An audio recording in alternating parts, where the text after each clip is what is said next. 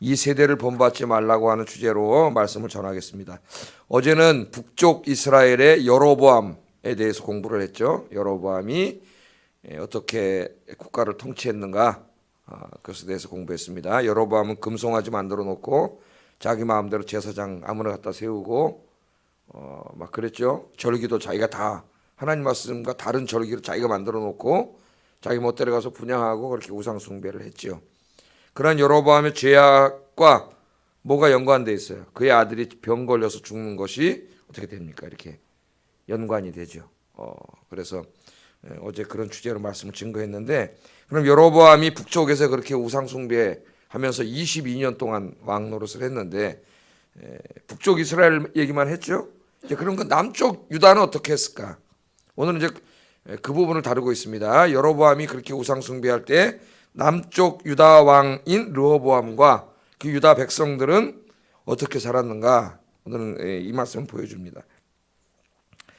자, 오늘도 이 말씀을 보면은 이 남쪽 르호보암이 죄짓고 있는 모습과 그 다음에 이 애굽의 왕인 시삭이 군대를 일으켜가지고 이 유다를 침략해 들어오는 것이 연결되어 있어요.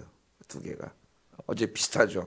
여로보암이 잘못할 때 그 아들이 병들고 죽는 것과 이 르호보암이 하나님을 떠나서 죄지을 때, 우상 숭배할 때 하나님의 애굽을 들어서 이 유다를 치는 이 모습이 같은 맥락으로 나오고 있습니다.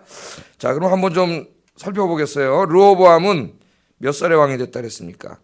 무려 41살의 왕이 됐어요. 41살. 41살에 뭐 왕이 돼가지고 어떤 사람은 일찍 죽은 사람은 죽었을 나이인데 41살에 돼서야 비로소 왕이 됐습니다. 그래서 17년 동안 그 예루살렘에서 유다를 다스렸다, 그렇게 21절에 나옵니다. 그러면 이 17년 동안 유다를 다스린 르호보암은 어떻게 다스렸는가? 우선 22절 24절 읽고 말씀드리겠습니다. 22절 24절 읽어보겠습니다. 시작.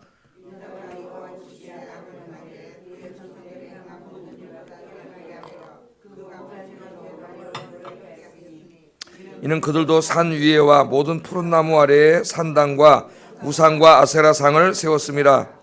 그 땅에 또 남색하는 자가 있었고 여호와께서 이스라엘 자손 앞에서 쫓아내신 국민의 모든 가증한 일을 무리가 본받아 행하였더라. 아멘. 자, 이 남쪽 유다를 이야기할 때는 르호보암의 죄는 이야기하지 않고, 그죠? 르호보암이 그랬다 그러진 않아요. 이 북쪽 이스라엘 얘기할 때는 주로 누가 했다 그래요? 여로보암이 그랬다 그러고 온 이스라엘도 쫓아했다는 말은 간단하게 나오는데, 이 남쪽 유다를 다스릴 때 이야기할 때는 르호보암이 한 얘기 나오지 않고 르호보암이 다스리는 그 유다 족속들, 그죠? 남유다 그 백성들이 죄 지은 이야기가 22절 24절에 나옵니다. 르호보암 얘기 나오지 않아요. 그러나 르호보암이 죄 지은 것은 전제가 되어 있는 거죠.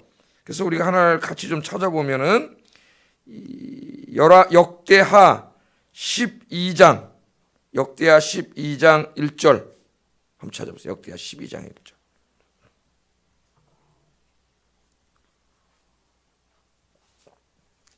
이 열왕기서하고 역대서하고는 같이 겹치죠. 중복된 이야기가 많은데, 열왕기서에는 북이스라엘과 남유다가 교차적으로 계속 균등하게 이야기가 나온다면은 역대기서에는 이스라엘 얘기는 거의 나오지 않고 남유다 왕들에 대해만 집중적으로 나옵니다. 그게 좀 달라요. 그래서 유다 왕을 다스릴 때는 역대기서가 더 자세해요. 자, 여기 보면은 한번 읽어볼까요? 읽어보겠습니다. 시작. 르호보암의 나라가 견고하고 세력이 강해짐에 그가 여호와의 율법을 버리니 온 이스라엘이 본받은지라. 이 같은 사건을 다루는데 역대기 저자는 누구를 다루고 있어요? 르호보암 얘기를 하죠. 르호보암의 나라가 견고하고 세력이 강해졌다 그랬습니다.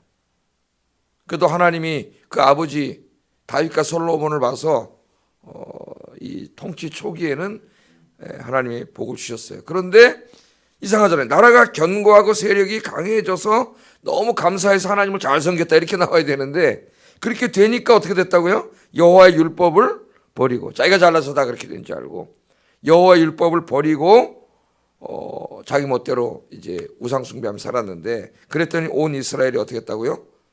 본받았다. 본받았다. 그 이스라엘이 본받은 게, 여기 이스라엘은 북이스라엘을 말하는 게 아니라 유다, 그 남유다 민족을 하나님의 언약 백성의 통칭이 이스라엘이에요. 그래서 이스라엘이라고 그런 거예요. 자, 그게 이제 우리 아까 읽은 22절, 24절이죠. 그러니까 22절, 24절에 먼저 누가 한 거예요? 르호보암이 이렇게 한 거고, 이걸 백성들이 본받아서 똑같이 한 거죠. 이렇게. 자, 이 말씀을 보면은 유다 백성들이 지은 죄가 나옵니다. 르호보암과 유다 백성들이 하나님 앞에 지은 죄가, 첫째는 우상 숭배를 했죠. 똑같아요, 여로보암하고. 우상 숭배를 했고, 또 하나는 뭡니까? 그 우상 숭배, 이방인들의 그 아세라, 바알 아세라 종교를 받아들이고 각종 우상들을 받아들이면서 그들의 문화도 함께 도덕과 문화도 함께 받아들였어요. 그래서 도덕적이고 윤리적인 타락이 나옵니다. 음란한 게 나오고 심지어는 남색하는 것까지, 이 동성애 이런 것까지 벌써 이 시대 죄악이 나와요. 이걸 행한 사람들이 누구죠? 지금 하나님의 백성들이에요. 지금으로 말하면 교회 다니는 사람들이 이런 거예요. 안 믿는 사람들이 그랬다 해도 우리가 놀랄 텐데, 하나님의 백성들이 이런 죄를 지은 거죠. 지금 안 그럴까요, 여러분? 지금 안 그럴까요? 교회 다니는 사람이 다 거룩하고 깨끗하게 살까요? 예, 상상에 맡기겠습니다. 그러면 얼마나 좋을까요? 자, 열왕기 저자는 이 이야기를 하면서 르호보암 시대의 이 유다인들이 사사 시대 그들의 조상들이 지은 죄보다 더 큰 죄를 졌다 그랬어요. 여기 있어서 우리 사사기 공부했잖아요. 영적으로 가장 어두운 시대고, 툭하면 우상 숭배하고 가나안 사람들의 그 문화와 그들의 도덕과 윤리, 그 음란, 폭력 이런 거 따라했지 않습니까? 그런데 르호보암 시대의 유다인들은 그 어두운 시대인 사사 시대 사람들, 그때 그 조상들이 행한 것보다 어떻게 했어요? 오늘 말씀이 뭐라 그래요? 더 큰 죄를 졌다 그러잖아요. 더 큰 죄를 졌다 그렇게 말합니다. 자, 우상 숭배 어떻게 했어요? 높은 산만 있으면 거기 갖다 뭐 줬다고요? 산당을 줬죠. 산당. 원래 산당은 예루살렘 성전을 짓기 전에 각 사람들이 예배 드리려고 지은 거예요, 원래는. 그런데 그것이 예루살렘 성전을 지은 다음에는 뭐 하는 곳이 돼요? 자꾸 우상 숭배하고 미신 섬기는 곳으로 바뀌어가는 거죠. 또 큰 나무 밑에다가 또 뭐 줘요? 거기 있으면 또 산당 지는 거예요. 우리나라 느티나무 큰 밑에 가서 고사 지내고 그러듯이 거기다가 또 산당을 줘. 그리고 거기다 또 뭐를 세워놔요? 아세라, 바알 아세라, 아세라상을 갖다 세워놓고 또 온갖 우상들을, 가나안 사람들이 섬기던 온갖 우상들을 다 갖다 세워놨어요. 하나님 그렇게 하지 말라고 솔로몬을 통해서 예루살렘에 성전을 짓게 하시고 모두 성전에 와서 예배를 드리도록 했는데, 하나님을 예배해야 될 백성들이 하나님은 예배하지 않고 산에다가 산당 지어놓고 거기다 뭐 불상, 우리나라는 불상이죠. 이를 말하면 이런 아세라상 이런 거 갖다 놓고 거기서 우상을 숭배했다는 거예요. 우상 숭배. 근데 뭐 우리가 잘 알다시피 이 가나안 종교들이 다 음탕한 종교 아닙니까? 그 종교하는데 그 음란한 일들이 벌어지고 다 얘기를 했죠, 제가. 그런 문화가 자연히 들어와 가지고 이 거룩하게 살아야 될 하나님의 백성들이 십계명을 얼마나 하나님 강조하셨어요. 간음하지 말라 그랬는데 이 음탕한 문화가 들어와 가지고 거의 이제 가나안 수준보다 더 가는 그런 문화로 타락하게 됐습니다. 하나님의 백성들은 뭐 따라서 살아야 돼? 이 세상을 본받지 말고, 이 세상 사람들이 죄 짓는 데 따라가지 말고 어떻게 살아야 돼요? 하나님 말씀대로 살아야죠. 하나님 말씀대로. 특별히 우리 이제 젊은이들에게 이런 설교를 많이 해야 되는데, 우리 젊은 아이들이 다 교회는 다니지만은 우리 때랑 다른 것 같아요. 세상에 나가서는 우리 아이들 얘기를 들어보면 뭐 구분이 안 되게 사는 것 같습니다. 다. 자, 이 사람들이 하나님의 말씀과 하나님의 법도를 버리고 가나안 땅에 타락한 세상의 문화를 본받아 행했다. 이렇게 오늘 성경에 나옵니다. 본받았다 그러죠. 여호와께서 오늘 뭐라 그래? 24절에 이스라엘 자손 앞에서 쫓아내신 국민의 모든 가증한 일을 본받아 행했다 그랬어요. 가나안 사람들을 왜 다 멸하라 그랬어요? 하나님이 우상 숭배하고 이렇게 음탕한 죄를 짓고 사는데 그 죄의 도가 넘어갔기 때문에 하나님이 이스라엘을 통해서 대신 심판하신 거예요. 다 쫓아내신 거예요. 이스라엘 백성들이 거기 가서 그 땅을 거룩하게 하라고 가나안 땅을 주었는데 이들이 들어가서 어떻게 한 거예요? 그들을 본받은 거예요. 그 문화가 좋아 보인 거예요. 그 음탕한 문화, 우상 숭배의 문화가 좋아 보여서 그들을 본받아 따라 살았다는 거예요. 오늘 그리스도인들처럼 말입니다. 오늘 그리스도인들이 세상에 나가면은 얼마나 놀기 좋습니까? 얼마나 즐기기 좋습니까? 세상 문화 얼마나 우리 타락한 육신의 정욕을 끌어당깁니까? 우리 그리스도인들의 거룩함을 보고 저들이 하나님 앞으로 돌아오게 하려고 우리를 구원해 주셨는데 거꾸로 교회에 다니는 사람들이 저들을 따라가고 있어요. 지금 세상의 문화를 본받아 쫓아가고 있어요. 오늘 그런 모습들이 계속해서 여기 나오고 있습니다. 우리는요, 이 북이스라엘, 어제 공부했던 북이스라엘과 남유다 사람들을 보면서 뭘 우리가 알게 됩니까?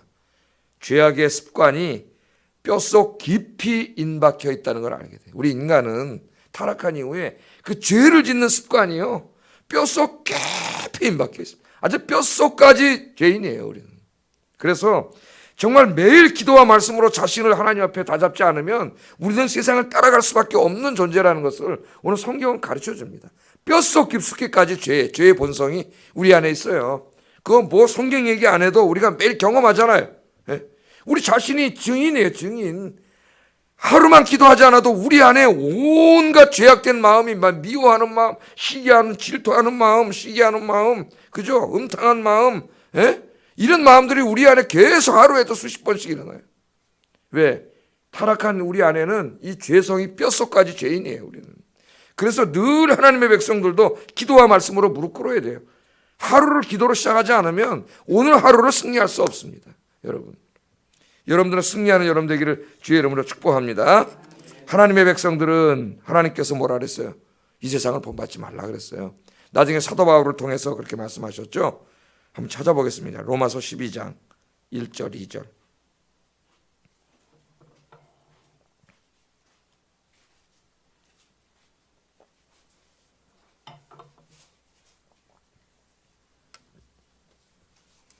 같이 한번 읽어보겠습니다. 그러므로 형제들아, 내가 하나님의 모든 자비하심으로 너희를 권하노니 너희 몸을 하나님이 기뻐하시는 거룩한 산 제물로 드리라.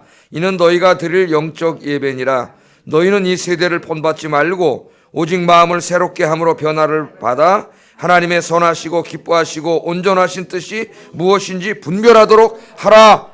아멘.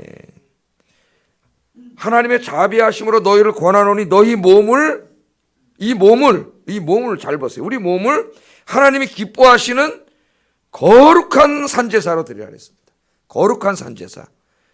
산제사, 산제물로 드리라는 거죠. 제물은 어떻게 해야 돼요? 원래 죽어야 되죠. 죽어서 피를 뿌리고 그걸 하나님께 드려서 번제로 태웠는데 우리를 제물로 드리는데 우리를 죽여서 드리면 안 되잖아요. 우리는 산제물로 드리는 거예요. 하나님 앞에. 하나님 앞에 드리는 제물은 어떻게 해야 돼요? 거룩해야 돼요. 하나님 앞에 산제물로 드린다는 것은 우리가 와서 이렇게 예배해 드리는 예배 행위를 말합니다. 구약 때는 동물을 죽여서 제사를 지내고 예배를 드렸지만 이제는 우리 자신이 제물이 돼가지고 우리가 하나님 앞에 와서 우리 몸을 드리는 거예요. 이 예배가. 그런데 하나님 앞에 드리는 이 예물인 몸은 어때야 돼요? 거룩해야 되죠. 거룩해야 돼요. 그래서 그 다음에 나오는 거예요. 이 세대를 본받지 말고 이 세상 따라서 죄짓고 살다가 그 몸으로 하나님께 드릴 수 없습니다. 우리 몸을. 이 세대를 본받지 말고 마음을 새롭게 함으로 변화가 돼. 마음부터 새롭게 돼야 돼요. 변화가 돼서 항상 하나님이 선하게 여기시고 기뻐하시고 온전하게 여기시는 뜻이 무엇인지를 잘 분별해가지고 그렇게 살아야 된다는 거예요. 그래야 우리가 우리 몸을 하나님 앞에 드리는 제물이 될 수가 있어요. 예배 시간에. 예배는 뭐예요? 우리 몸을 드리는 거죠. 하나님 앞에. 그래서 이 세대를 본받지 말라고 했는데 우리의 이런 거룩한 삶을 통해 세상이 우리를 보고 하나님 앞으로 돌아와야 되는데 거꾸로 교회가 자꾸 바깥으로 부러워합니다. 그래서 교회를 운영하는 문제에도 세상 걸 갖다가 하고 이런 타락이 교회 안에 이루어지는 거죠. 여러분 교회사 2000년 제가 가끔씩 말씀드리지만은 교회사 2000년을 보세요. 어둠의 역사예요. 어떻게 보면 잘하고 하나님 영광 돌린 적도 물론 있었지만은 상당 부분이 어둠의 역사입니다. 아니 교회사 공부하다 보면 깜짝 놀라요. 세계 교회사를 공부하다 어떻게 하나님을 믿는 저 교황도 주교도 다 하나님 믿는 그 증오를 하는 목회자들이고 그런 사람들인데 이렇게 죄를 질 수가 있는가 하나님 앞에. 제가 아까 말씀드렸죠. 인간은 뼛속까지 죄인이라고. 늘 하나님 앞에 자기를 쳐서 복종하지 않으면 죄 지을 수밖에 없어요. 그래서 하나님은 죄 짓는 곳에 아예 가지 말라 그랬습니다. 그런 곳에서 빨리 나오라 그랬어요. 요한계시록 18장 4절도 한번 찾아보겠어요. 중요한 말씀. 요한계시록 18장 4절.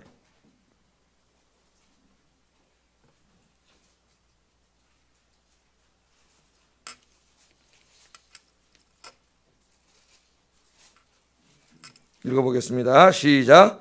또 내가 들으니 하늘로부터 다른 음성이 나서 이르되 내 백성아 거기서 나와 그의 죄에 참여하지 말고 그가 받을 재앙들을 받지 말라. 아멘. 하나님 떠나서 죄 짓고 살던 사람들, 그런 음탕하고 포악하고 그런 죄를 짓고 사는 사람들에게는 곧 하나님의 재앙이 임합니다. 그런데 예수 믿는다고 하는 사람들이 거기다 한 발짝 끼고 들어가가지고 똑같이 그래요. 하나님 뭐라 그랬어요? 빨리 나오라 그랬죠. 거기다가는 하나님이 재앙이 임할 때 같이 재앙 받는다는 거예요. 그러니까 어떡하라고요? 참여하지도 말고 거기서 나오라 그랬어요. 빨리 나오라고. 그런 세상 가운데 참여하지 말고 나와서 죄 짓는 곳에, 죄가 가득한 곳에 있지 말고, 가지 말고, 기웃거리지 말고, 쳐다보지 말고, 우리 그리스도인들은 그런 곳과 멀리 떨어져 나와서 주님 앞에 나와 예배하는 여러분 되시기를 주의 이름으로 축복합니다. 자, 다음으로 하나 살펴볼 게 있는데요. 르호보암을 이야기할 때에는 그의 어머니에 대해서 이야기를 합니다. 어머니. 르호보암의 어머니. 르호보암 이야기를 시작할 때 어머니 얘기가 나오죠. 첫 절에. 그 다음에 르호보암 이야기를 끝낼 때 마지막에 어머니 얘기가 똑같이 나와요.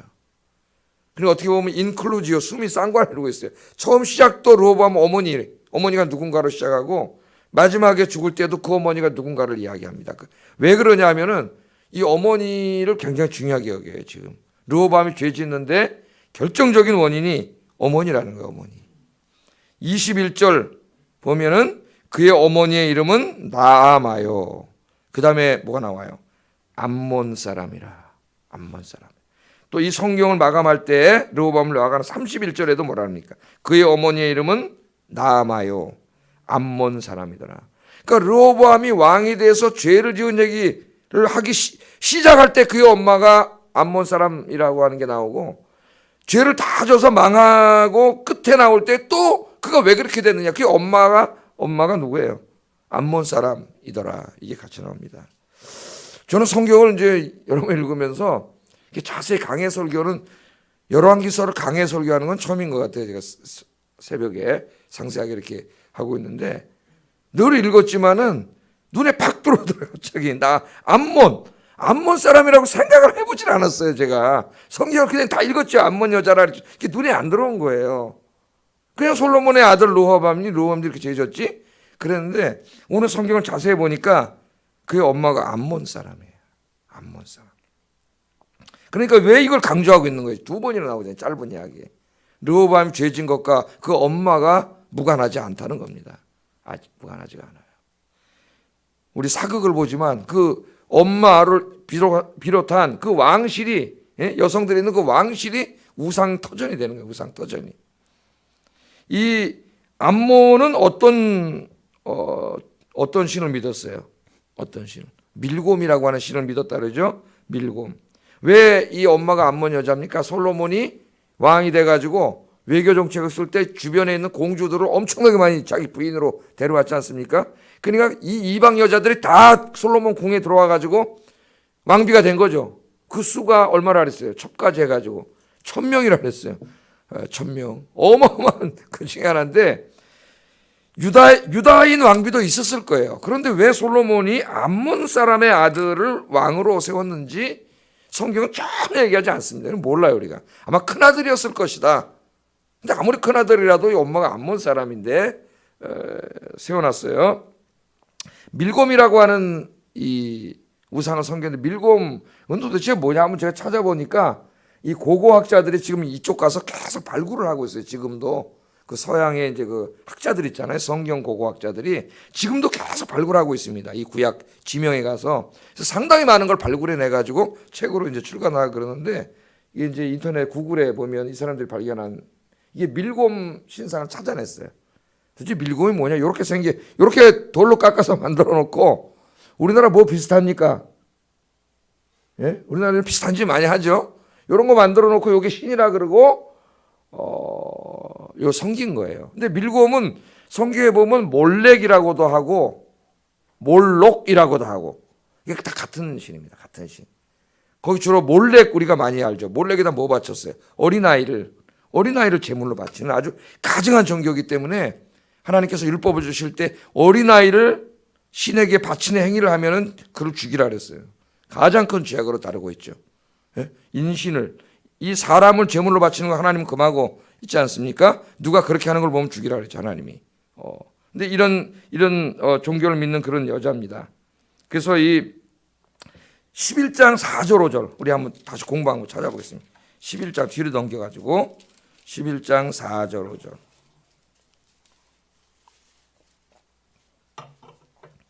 같이 한번 읽어보겠습니다. 시작.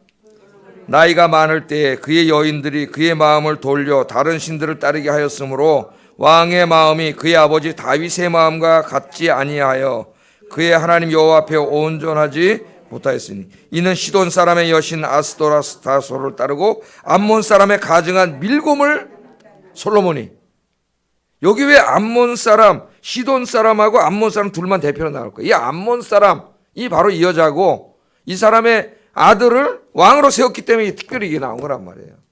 그러니까 이걸 보면은 이 르호보암은 어려서부터 뭘 보고 자랐어요? 궁에서 자라는데 자기 아버지의 그 후궁들이 외국에서 엄청나게 많이 나와가지고 자기들이 시집 올 때 전부 자기들이 섬기는 신을 다 가지고 온 거죠. 근데 자기 엄마도 보니까 이스라엘 사람이 아니고 유다인이 아니고 암몬 여자인데 밀곰을 가져와서 아까 이런 거 갖다 놓고 섬기는 걸 봤는데 나중에는 보니까 자기 아버지도 이거 섬겼다 그랬잖아요. 자기 아버지도. 그러니까 르호보암이 자라면서 뭘 보고 자랐겠어요? 이런 걸 보고 자란 거예요. 그러니까 그 마음속에 여호와 하나님이 있었겠냐고요. 이 마음속에. 그래서 오늘 좀 이걸 적용해 보고 싶어요. 가정에서 우리 부모님들이 중요하다. 우리 부모님들이 가정에서 자녀들에게 신앙의 본을 보여줘야 된다. 하나님을 예배하고 기도하고 성경 묵상하는 그런 신앙의 유산을 우리가 물려줘야 됩니다. 예를 들면 모세의 어머니 우리가 잘 알고 있죠. 르호보암의 어머니하고는 큰 차이가 있지 않습니까? 모세는 어려서부터 애굽 왕궁에서 자랐지만은 모세 어머니가 유모로 들어가서 젖을 먹이면서 5살까지 그 어렸을 동안 너는 태양신의 아들 이집트 사람이 아니라 여호와 하나님의 자손이다 하는 것을 가르쳤는데 그 이후에 왕궁에 가가지고 40년 동안 애굽의 최고 학자들에게 태양신에 대해서 배웠지만은 어머니의 교육을 이기지 못합니다. 그죠? 모세가 자기는 여호와 하나님의 자식이라는 걸 알고 나중에 위대한 지도자가 되지 않습니까? 그러니까 그 요람의 어머니의 교육이 굉장히 중요하다는 거예요. 또 우리 신약에 오면은 디모데 바울과 평생 복음을 함께하고 로마까지 함께 했던 디모데 그 디모데의 신앙이 어디서 왔느냐 바울이 얘기하면서 그 엄마와 외할머니를 칭찬하잖아요.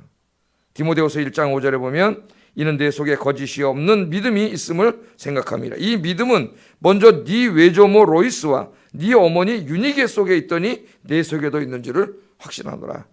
이렇게 말하고 있습니다. 그래서 디모데 어머니는 디모데를 신앙으로 잘 양육하여 바울과 함께 온 유럽과 아시아를 복음화하고 교회를 세우는 위대한 하나님의 일꾼으로 만들었습니다.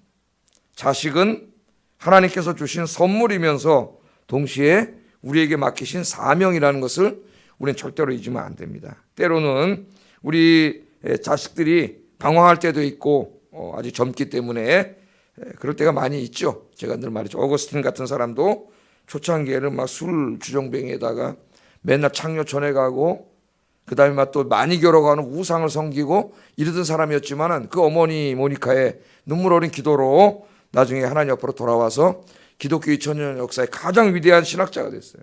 신학자. 젊어서 방황할 수 있지만은 늘 우리가 자녀들을 위해서 기도해야 되겠다. 그걸 우리가 알게 됩니다. 늘 어머니들이 아버지들이 나와서 기도할 때에 반드시 하나님께서 우리 자녀들을 믿음의 자녀로 하나님께 쓰임 받는 자녀로 불러주실 줄로 믿습니다. 한 가지 더 생각해야 될 것은 이런 모든 일이 왜 벌어졌어요? 솔로몬이 외국 여자들, 이방 여자들, 우상 섬기는 여자들 데려왔기 때문에 벌어진 거 아닙니까?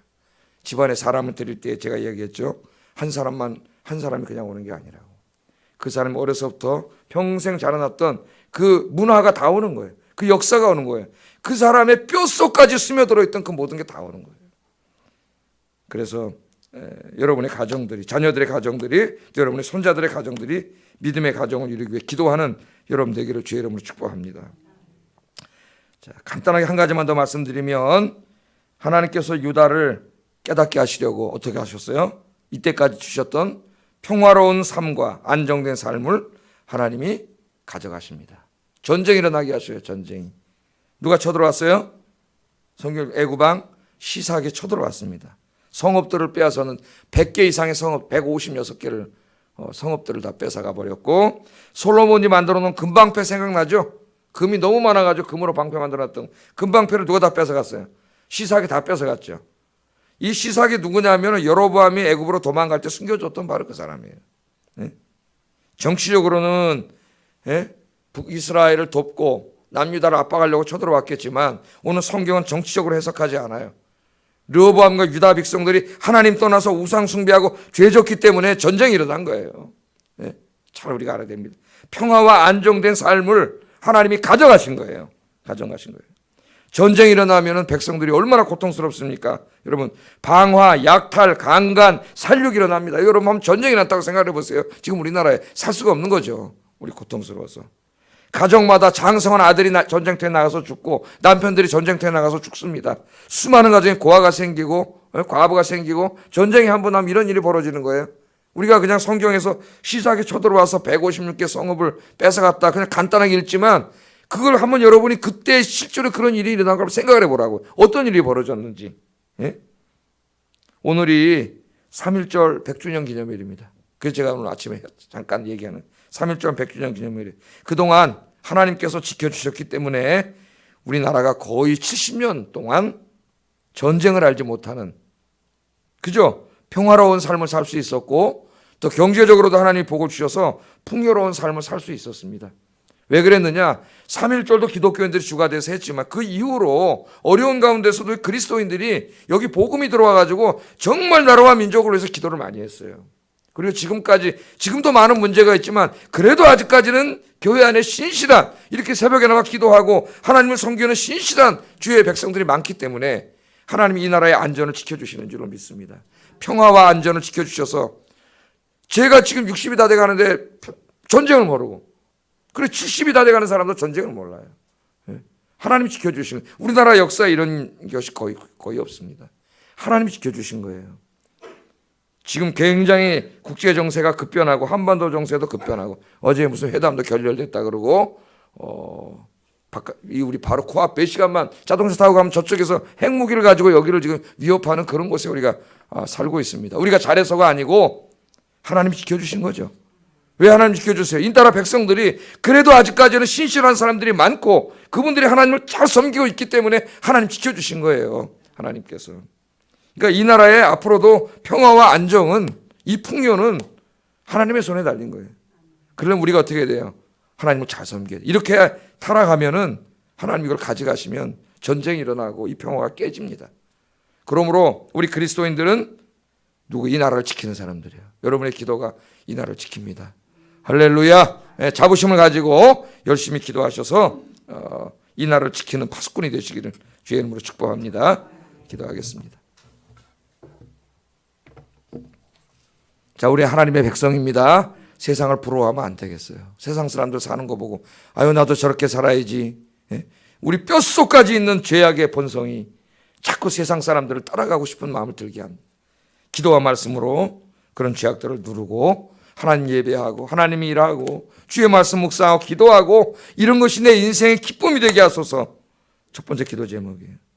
두 번째 기도 제목, 하나님이 주신 자녀들을 믿음 안에서 잘 키워서 하나님 위에 크게 쓰임받는 자녀들로 만들게 하여 주시옵소서. 세 번째, 이 나라와 민족을 기도로 지키는 기도의 파수꾼이 되게 하소서. 같이 기도하겠습니다.